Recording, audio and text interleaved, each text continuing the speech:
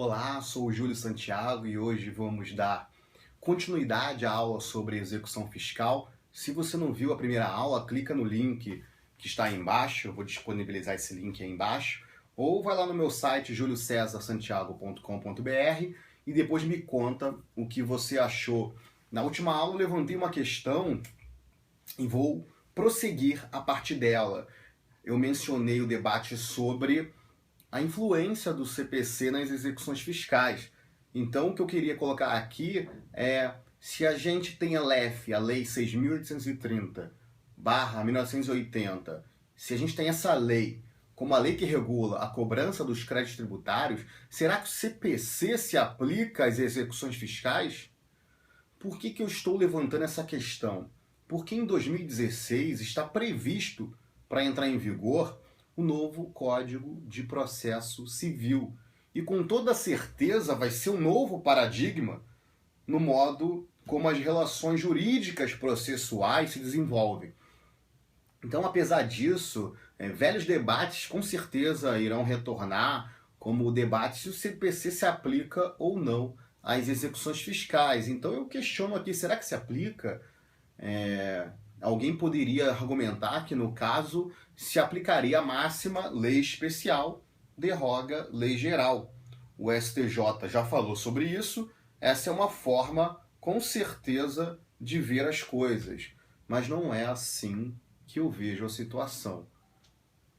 Não se pode pegar uma máxima do direito, como a lei especial derroga lei geral, e aplicá-la sem ao menos um juízo de valor sobre a realidade em que esta máxima será metodologicamente inserida como premissa para solucionar um debate.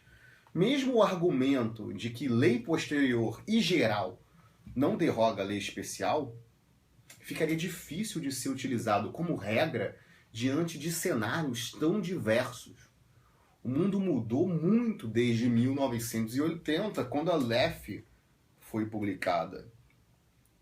Eu nem precisaria dizer isso, mas às vezes o óbvio precisa ser dito, sob pena de cair no esquecimento. Após a publicação da LEF, tivemos aí, no aspecto normativo, em 1988, uma nova Constituição, uma Constituição mais democrática. No campo social, tivemos o fim da Guerra Fria, que impunha duas ideologias, duas maneiras de pensar diametralmente opostas. Surgiu a internet com toda a sua capacidade de mobilização social. Esses fatos, dentre outros tantos, conjugados, nos impõem uma forma de pensar o direito diferente do que se pensava há 30 anos. Ainda que se queira atualizar a lei de execução pela via da interpretação, fica difícil quando considerações não pensadas, tampouco imaginadas, passam a influenciar o próprio desenvolvimento do sistema processual enquanto instituição apta a realizar a justiça. Hoje, por exemplo, nossa dependência dos sistemas tecnológicos está cada vez maior. Quem já teve a oportunidade de atuar em processo eletrônico sabe que às vezes tudo para e ninguém mais consegue atuar sem que se saiba o motivo. Então a execução fiscal, enquanto esse instituto que a gente está aqui trabalhando, não pode ser estudada apenas sobre um enfoque normativo. Eu não posso ver a execução fiscal apenas como uma espécie de execução por quantia certa e, por isso, a aplicação subsidiária do CPC, uma norma geral. Eu tenho que perceber a execução fiscal como um instituto apto a viabilizar uma determinada realidade. E qual seria essa realidade? A cobrança justa dos créditos públicos. Ou seja, a cobrança célere dos créditos que, de um modo geral, pertencem a toda a sociedade e que, em tese, já teve sua rigidez discutida em sede administrativa ou mesmo declarada pelo próprio contribuinte. É um pouco polêmico isso que eu vou dizer, são reflexões iniciais de um projeto maior, mas o fato é que essa questão da influência do CPC nas execuções fiscais não pode mais ser tratada sob o enfoque da relação norma geral, norma especial, como a maior parte da doutrina costuma tratar o tema. como se isso fosse um critério suficiente para a solução de um conflito aparente que possa existir entre CPC e LEF, entre o Código de Processo Civil e a Lei de Execução Fiscal. Metodologicamente, poderíamos discutir o tema não a partir de um aparente conflito normativo, mas sim tomando por premissa questões relacionadas à realidade. Por exemplo, problematizando e tentando responder argumentativamente.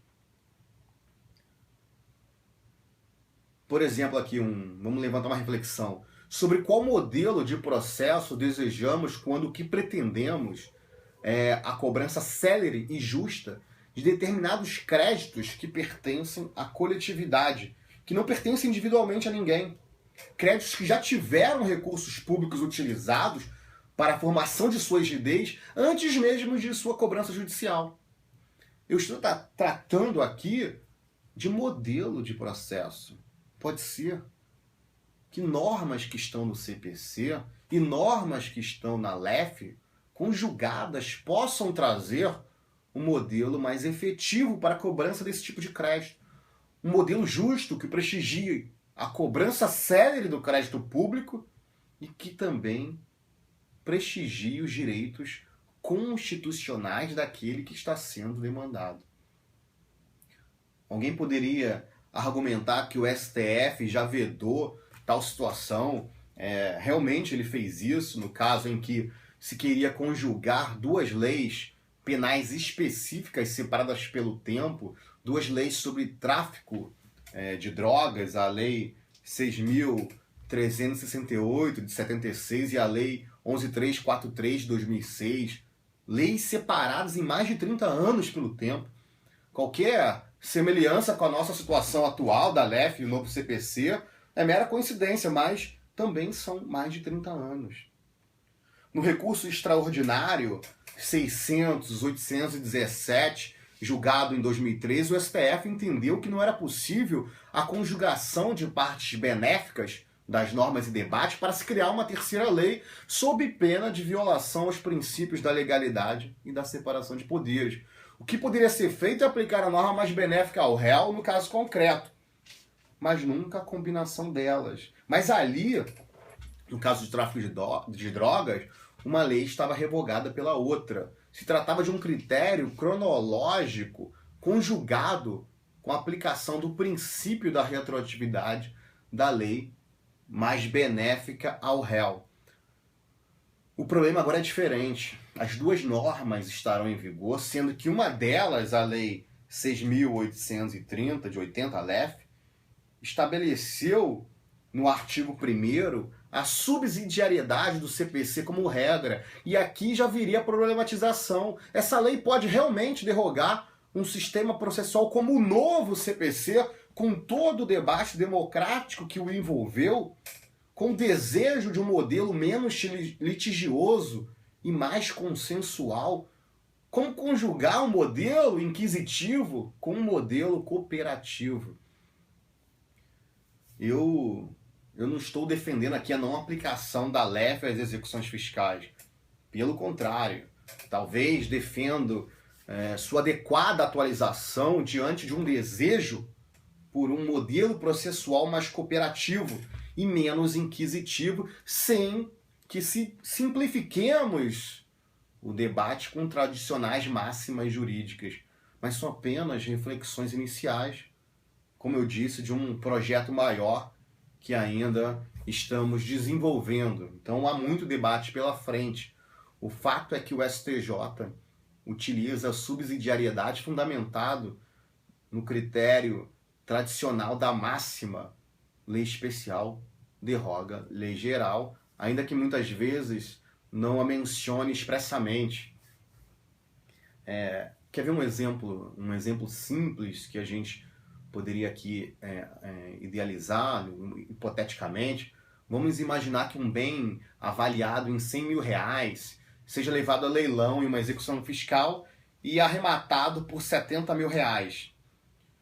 Pela atual jurisprudência do STJ, isso não seria possível por conta da súmula 128, que diz que na execução fiscal haverá segundo leilão se no primeiro não houver lanço superior à avaliação.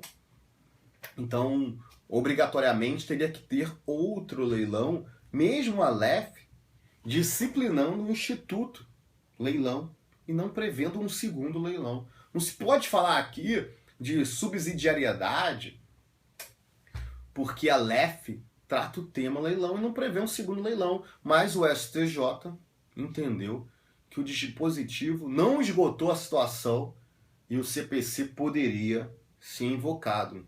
Olha o problema. Se a não menção, a quantidade de vezes que o instituto deve ser usado, em nosso caso aqui, o leilão, seria apto a invocar uma outra norma, mesmo havendo a previsão do próprio Instituto Leilão, imagina quando um novo modelo de processos estiver em vigor.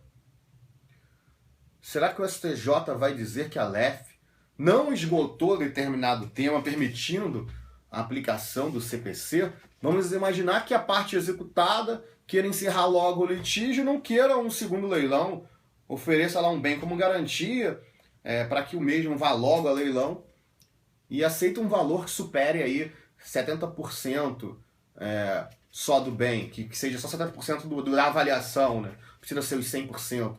A gente pode ver nesta conduta uma renúncia dentro da disponibilidade do devedor em relação àquele bem. Será que o artigo 190 do novo CPC, que permite às partes realizar mudanças no procedimento para ajustá-lo às especificidades da causa, ideia própria de um modelo cooperativo, poderia ser invocado? Esse modelo cooperativo poderia ser invocado na LEF?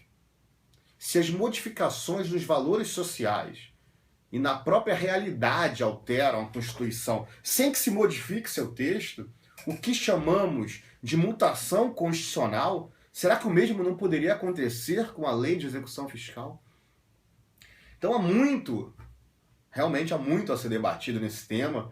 Por hora eu vou ficar por aqui, deixando essa reflexão para você que está aí me assistindo. Nas próximas aulas, então, vamos continuar em execução fiscal, dessa vez tratando dos meios de defesa do executado.